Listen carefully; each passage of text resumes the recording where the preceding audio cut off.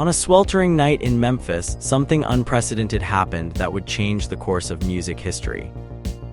As the sun dipped below the horizon, casting long shadows across the city, a young man named Elvis Presley found himself in a situation that would forever alter his life and the lives of those around him. Before leaving the studio that evening, Elvis carefully cut acetates of two songs he had just recorded, "That's All Right" and "Blue Moon of Kentucky." These weren't just any songs, they were the first recordings that showcased a raw, electrifying energy that would soon captivate the nation.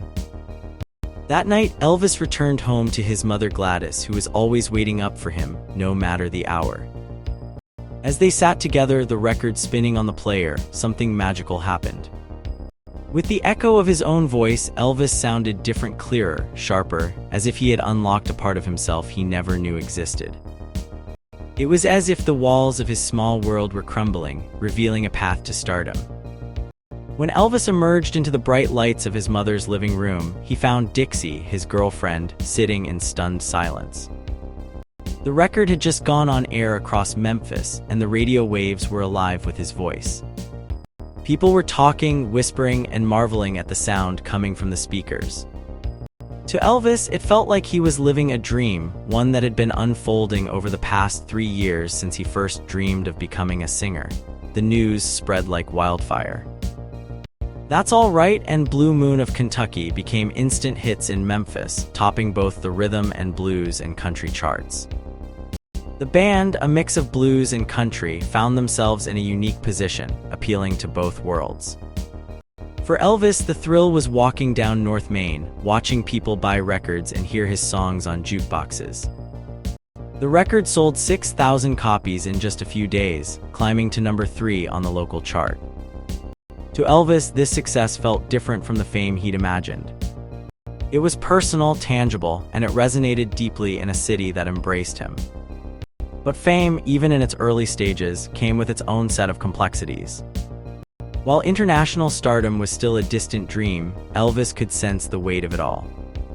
People outside Memphis were starting to take notice, but the true extent of his newfound fame was something he couldn't fully grasp. Dixie, only 15 at the time, heard the news on the radio while her family was on vacation. When she returned home and heard Elvis's voice blaring from the car radio, she knew something monumental had happened. The realization hit her like a wave. She had missed out on so much, but now she was part of something extraordinary.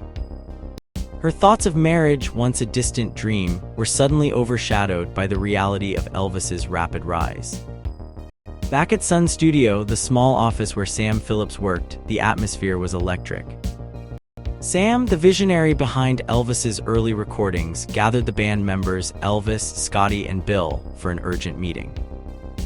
They discussed the importance of joining the musicians' union and legally forming a band. Scotty, already a seasoned musician, was to be the manager, with a deal that gave him a stake in their success. Elvis, despite his youth and inexperience, was given a significant share of the profits, a testament to the trust Sam had in him. The road ahead was uncharted territory for all of them. Elvis still had to work odd jobs to make ends meet, but the excitement of their musical journey kept him going. One day, Marion, another local, introduced Elvis to a journalist from the Memphis Press-Scimitar. The reporter took charge, answering questions on Elvis's behalf, and for the first time, he was captured in a newspaper photograph. Elvis saw himself as thin and pimpled, but his mother and Dixie told him he was handsome, helping him to believe in his potential. The turning point came when Sam managed to get the young trio onto the bill at the Memphis Overton Park Shell Amphitheater, sharing the stage with Slim Whitman, an established star. Elvis was nervous, but as they began to play "That's All Right," something unexpected happened. The audience, mostly girls, responded with wild shouting and cheering. At first, Elvis was confused, but as he continued to play, he realized that his unique style, his movements, his energy was captivating people in a way no one had anticipated. After the show, Sam encouraged Elvis to keep that energy alive. When they played again, the girls went wild. It was then that Scotty explained the magic. Elvis's dynamic stage presence, his loose trousers fluttering with each move, created a spectacle that was both new and irresistible. The combination of his raw voice and charismatic performance had the audience entranced. As the sun set over Memphis, Elvis Presley stood on the cusp of something extraordinary. The journey ahead would be fraught with challenges and changes, but for that moment, he was living the dream he had always hoped for. The world was just beginning to notice, and Elvis was ready to embrace it, pimples and all. In the summer of 1954, Elvis Presley was on a roll. He was discovering what it felt like to be on stage, something he had only observed before. At first, it was just him moving around, trying to captivate the crowd without really meaning to, but that changed quickly. He practiced and learned fast. His performances with Slim Whitman showed just how much he had grown. Even though Whitman joked that Elvis had stolen the show from him in Memphis, it was clear Elvis had a special gift. When Elvis sang, something magical happened. The audience would respond in ways they couldn't explain, and they loved it. During those summer evenings, Elvis was busy figuring out his sound. He spent time at Scotty's place trying out new songs. Sam, his mentor, arranged for him to perform regularly at the Eagle's Nest Club. Elvis also played at the opening of Katz's Drugstore, an event that would later inspire a scene in his movie, Loving You. This was not just any performance. It was special because it was the first time Elvis shared the stage with black kids from the audience who were just as excited as the others. Elvis made $32.50 for this short gig, which was a good payday compared to his usual earnings. Even Johnny Cash, who was in the crowd, was impressed. Seeing Elvis perform live pushed Cash to start his own music career. Elvis's opportunities kept growing. He started playing at different places, including schools, and even gave a performance in a hospital for people with paralysis. These were small shows, but they felt huge to Elvis. His music was spreading across Arkansas, Mississippi, and Texas. Hearing his record on the Billboard Mid-South chart made him incredibly happy. While Blue Moon of Kentucky was more popular outside Memphis, That's All Right was his breakthrough. This song would stay with him for the rest of his career. That summer of 1954 was a dream come true for Elvis. He was enjoying the fame, the money, and the adoration. But being 19 and suddenly famous also had its challenges. Despite this, he cherished the simplicity of it all, the love, the pride of his parents, and the joy of performing in his hometown. With more money from his shows, Elvis treated himself to a new guitar, a Martin D18, costing $175. It was the most expensive thing he had ever owned.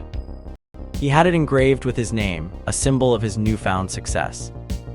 He also started exploring new places, like Lansky Brothers on Beale Street. Although he didn't have much money left after buying the guitar, the thrill of being among famous Memphis musicians was worth it. Elvis's creative journey continued.